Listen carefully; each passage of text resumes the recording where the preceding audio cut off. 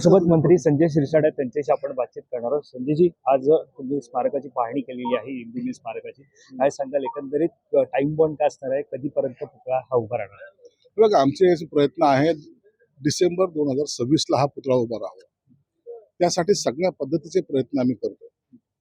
आता हे सुरुवात आहे. आज जर तुम्ही पाहसाल, बाबासाहेब आंबेडकरच्या बुटाची सोल आलेली आहे. त्याचं वजन तुम्ही जर पाहिलं तर 2.5 टन आहे. 2.5 टन म्हणजे तो किती भव्यतम आहे याची कल्पना आपण करू शकतो. म्हणून हे सगळ्या गोष्टी आहेत आणि त्याच्यामध्ये काही टेक्निकली गोष्टी पूर्ण ऍड होत असतात. जसं जसं नवीन नवीन डेव्हलपमेंट होतात त्या पद्धतीने आम्हाला त्यांना सूचना द्याव्या लागतात. म्हणून मला वाटतं आम्ही याच्यावर समाधानी आहोत. जवळपास 1500 कर्मचारी इथे काम करतात आणि जीव लावून सर्वजण काम करतात. सगळे अधिकारी आमचे आहेत. त्यांनाही वाटतं की आपण याच्यामध्ये आपला सहभाग आहे हे समाजाला किंवा सर्वांना सांगता आलं पाहिजे, म्हणून तेही प्रयत्न करतात. शिरसाट साहेब, तुम्ही या पुतळ्याला धरून पूर्णपणे सकारात्मक आहात.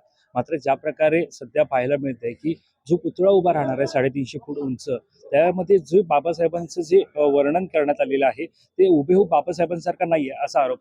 आता ते कोण करतायत त्यांच्याबद्दल मी काही टीका करणार नाही किंवा त्यांना दोषही देणार नाही, परंतु मी सर्वांना विनंती करणार आहे की अरे, एवढं मोठं स्मारक आपण उभं करतो, याच्यात चुका कशा राहू शकतात? कोण चुका करू शकतो? कोणाची हिंमत आहे? म्हणून क्रिटिसाइज करण्यापेक्षा त्याचं स्वागत करा. काही तुमच्या सूचना असेल तर निश्चित त्यांना सांगा. सूचनाचा निश्चित तुमचा अनादर होणार नाही याची काळजी आम्ही घेऊ. बाबासाहेबांची जी प्रतिकृती आणलेली आहे समोर, ज्या प्रकारे ती प्रतिकृती पाहायला मिळते, त्यामध्ये पॅन्ट आहे, तिला फोल्ड आहे, कोट आहे तो चुरगळलेला आहे आणि बाबासाहेबांच्या पाठीमागे पोक काढलेला आहे. तर अशा काही गोष्टी ज्या नोटीस करून त्यामध्ये आरोप करण्यात आलेले आहेत. तुम्ही मात्र या पलीकडे तुम्ही जी प्रतिकृती आहे ती योग्य आहे असं मानता का? हे बघा, बाबासाहेबांचं पॅन्ट चुरगळलेली आहे की कोट हे असतं नॅचरल जे असतं ना, नॅचरल ते नॅचरल देण्याचा प्रयत्न केलेला आहे. यामध्ये मोठमोठे आर्टिस्ट आहेत ज्यांना या गोष्टी कळतात. प्रत्येक गोष्ट प्रत्येक माणसाला कळते असं गृहीत धरून नका चालू ना.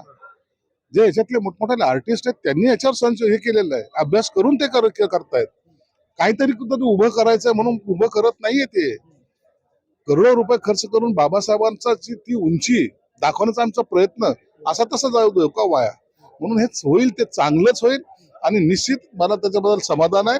चांगल्या पद्धतीने हे काम चालू आहे. एक शेवटचा प्रश्न, यामध्ये बाबासाहेबांच्या स्मारकामध्ये जो पुतळा आहे त्याच्यामध्ये बाबासाहेबांचा जो हात असणार आहे तो विशेष असणार आहे, कारण 10 मजली ते 12 मजली पर्यंत तो हात जाणार आहे. काय सांगाल? म्हणून तुम्हाला सांगतो याची भव्यता फार मोठी आहे. फक्त असा हात जो आहे त्याची फक्त जर तुम्ही पाहिलं तर 10 मजली इमारत तेवढा तो हात आहे. तर ही काम करायला सुद्धा तेवढे टेक्निकल लोक लागतात, तेवढे हँड लागतात. आणि मला वाटतं चांगल्या पद्धतीने काम पुतळा हा देशातला नाही तर सर्व जगातला सर्वात चांगला पुतळा या ठिकाणी उभा करायचा आमचा प्रयत्न आहे. धन्यवाद आमच्याशी बातचीत केल्या संदर्भात. कॅमेरा पर्सन अवधेश कोरीसह मी वैभव पाटील, मुंबई.